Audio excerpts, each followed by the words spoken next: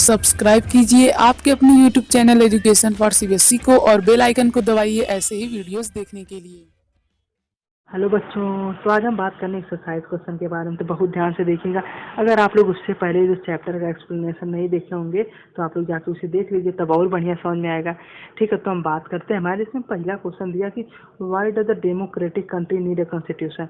तो इसमें पूछ रहा है कि भैया मान लो कोई कंट्री, तो उसमें कॉन्स्टिट्यूशन की ज़रूरत क्यों है।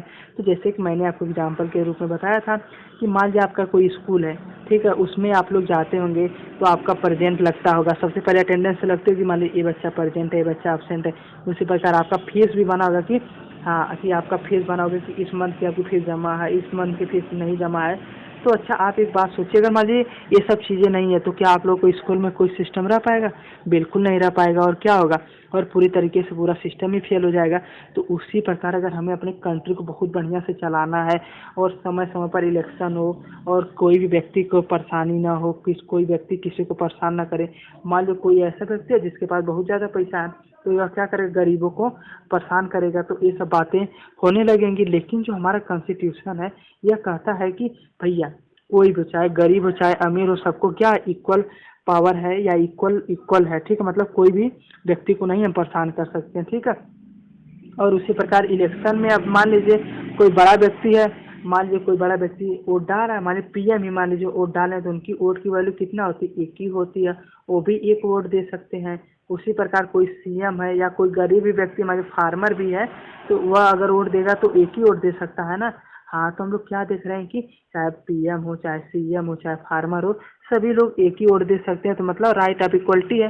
तो हमें अगर समाज को अच्छी तरीके से चलाना है या हमें देश को पीछे चलाना है तो हमें कंट्री किसकी ज़रूरत होगी? हमें कॉन्स्टिट्यूशन की ज़रूरत होगी। समझ में आया?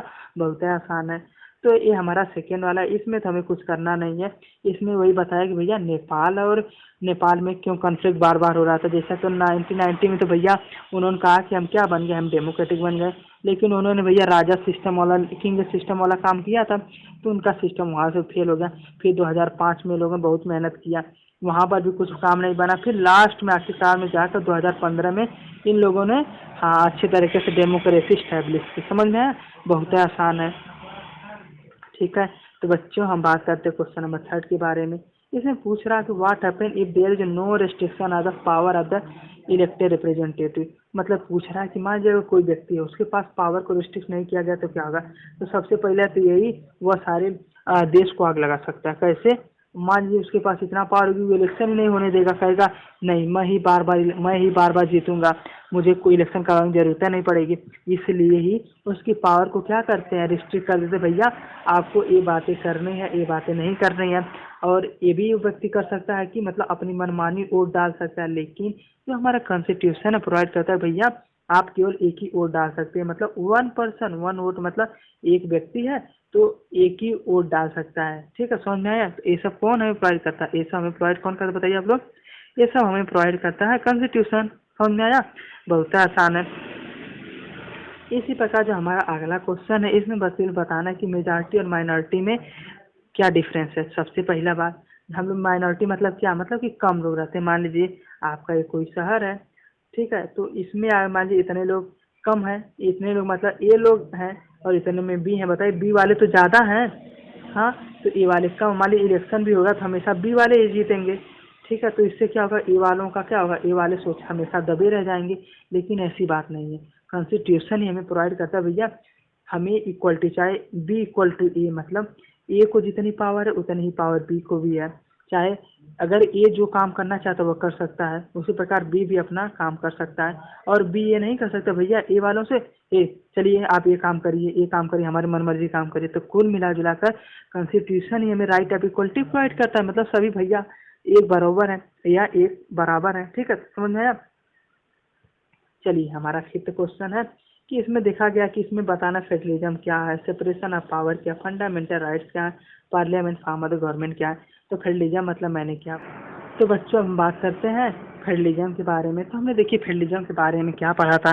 फेडरलिज्म के बारे में हमने पढ़ा था भैया जो आपकी मान लीजिए बेसिकली जो हमारी गवर्नमेंट है, मतलब कोई भी मान लीजिए गवर्नमेंट है तो उसकी हम पावर को डिवाइड कर देते हैं। किसकी पावर को डिवाइड करते हैं? हम गवर्नमेंट की पावर को क्या करते हैं, डिवाइड कर देते। हमारी गवर्नमेंट है तो पहले गवर्नमेंट की पावर को हम सेंट्रल में, मतलब पूरे देश में डिवाइड करते हैं, फिर सेंट्रल से बताइए स्टेट में डिवाइड कर देते हैं, फिर स्टेट से हम पंचायत वाले में डिवाइड करते हैं। तो कुल मिला जुलकर पावर को क्या करना है कि सेंट्रल गवर्नमेंट के पावर में, स्टेट गवर्नमेंट के पावर में और पंचायत राज या प्रधानी सिस्टम के बारे में डिवाइड करना ही क्या है, वही हमारा बेसिकली फेडरलिज्म है। ये सब मैंने चर्चा किया है, आप लोग को नहीं समझ में आया तो जाके पूरी वीडियो देख लीजिएगा, ठीक है। और हम आगे बात करते हैं कि सेपरेशन ऑफ पावर, मतलब वही पावर को कैसे में डिवाइड किया गया। तो पहला तो हमें वही लेजिस्लेचर में डिवाइड किया गया, जो दूसरा हमें एग्जीक्यूटिव में डिवाइड किया, तीसरा हमारा जुडिशरी में डिवाइड किया गया, ठीक है। किसमें डिवाइड किया, एक बार फिर से सुन लीजिए। पहला आपका लेजिस्लेचर में डिवाइड किया गया, दूसरा आपका एग्जीक्यूटिव में डिवाइड किया गया, तीसरा आपका किस में डिवाइड किया गया बताइए आप लोग। हाँ, तीसरा आपका जुडिशरी में डिवाइड किया गया। तो समझ में आया, बहुत आसान है, ठीक है। आगे हम बात करते हैं कि फंडामेंटल राइट्स के बारे में। तो हमारे फंडामेंटल 6 राइट्स हैं।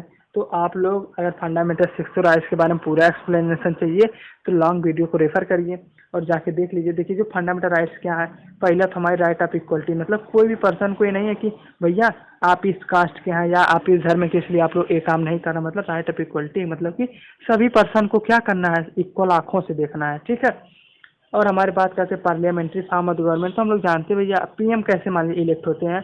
तो हम लोग जानते हैं भैया अगर मान लीजिए कोई पीएम इलेक्ट होता है तो सबसे पहले इलेक्शन होता है, इलेक्शन में जो जीतता है वही आपका पीएम बन जाता है। यही क्या है, यही parliament form of the government, यानी पार्लियामेंट बेसिकली रूल करता है, ठीक है। समझ में आया, बहुत ही आसान था। तो आशा करता हूँ आप लोग वीडियो पसंद आया होगा। अगर फिर भी कोई डाउट हो, कोई संशय हो तो कमेंट बॉक्स में पूछ लीजिए, ठीक है। अगर आप लोग यहाँ तक आ चुके हैं चैनल सब्सक्राइब कर लीजिएगा। आज के लिए धन्यवाद।